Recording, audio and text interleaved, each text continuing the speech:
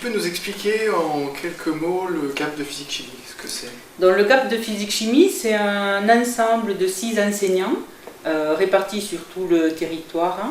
2 enseignants, 2 formateurs, enseignants-chercheurs à l'école de formation agronomique et un professeur d'université en didactique de l'université de Toulouse.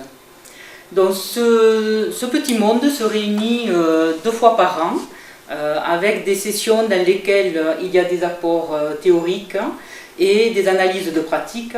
Et ces analyses de pratique, elles sont basées sur les films qu'ont constitué les enseignants lors des regroupements sur des démarches d'investigation et qui mettent en œuvre avec leurs élèves.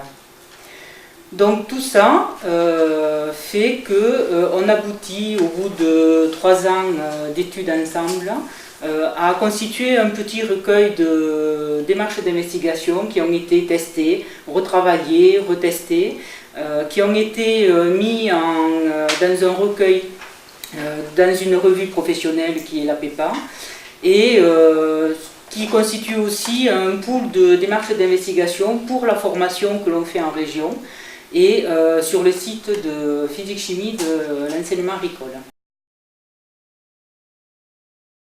L'enseignant-chercheur en didactique de la physique, des sciences, un regard intéressant parce qu'il apporte au groupe des outils d'analyse, notamment d'analyse de pratique, de séances de vidéos qui ont été filmées, de façon à pouvoir les décortiquer et à pouvoir comprendre ce qui se joue en fait dans les démarches d'investigation.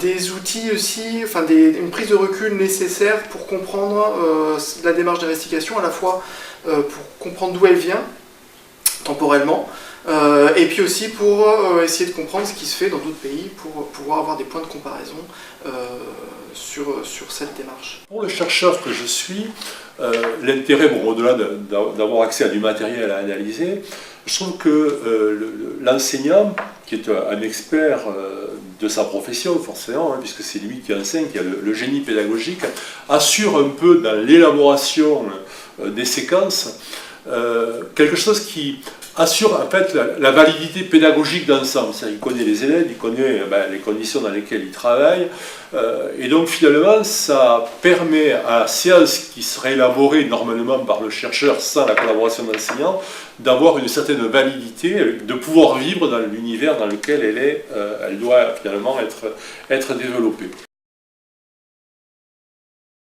Toute diffusion d'innovation comporte généralement, quand c'est un chercheur, un ancien dans sa classe, pour aussi brillant qu'il soit, une part d'implicite. C'est-à-dire qu'on a des points de vue, des idéologies, des savoirs finalement, qu'on transmet à travers l'action qu'on développe et qu'on veut diffuser. Et ces choses-là sont souvent cachées. Elles ne sont pas explicites et souvent elles ne sont pas mentionnées dans la diffusion de l'innovation.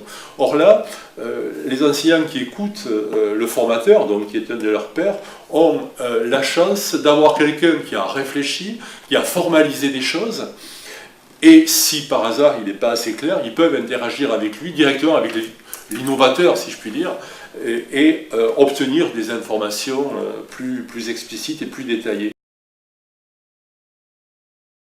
Pour les enseignants du GAP, je trouve qu'il y a un moment qui est très fort, de mon point de vue, dans le développement professionnel, c'est la préparation des séances de formation.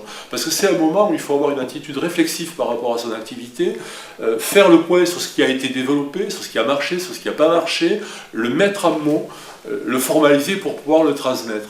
Et le fait de devoir le transmettre nécessite la réflexivité, et donc finalement je pense que cette réflexivité participe fortement au développement professionnel. C'est sûrement pour moi un des moments pour les enseignants qui sont gapistes, donc là les plus intéressants pour eux. Donc en fait ce qu'on peut dire dans cette histoire, c'est que tout le monde est gagnant, tout le monde a appris en se posant en fait les mêmes questions, en explorant les questions ensemble. Pourquoi intégrer le GAP, Sidoine ? Déjà, dans un premier temps, au lycée du Gros-Chêne, effectivement, il y a pas mal de projets qui se mettent en place, c'est-à-dire enseigner à produire autrement, Pepieta, donc c'est innover pour enseigner la transition agroécologique. Il y a des projets pédagogiques d'équipe pour effectivement améliorer des conditions de travail dans certaines classes. Et donc le GAP rentre, je pense, dans cette mouvance-là. puisque finalement il y a pour objectif de préparer justement une transition dans notre façon d'enseigner et ainsi de suite.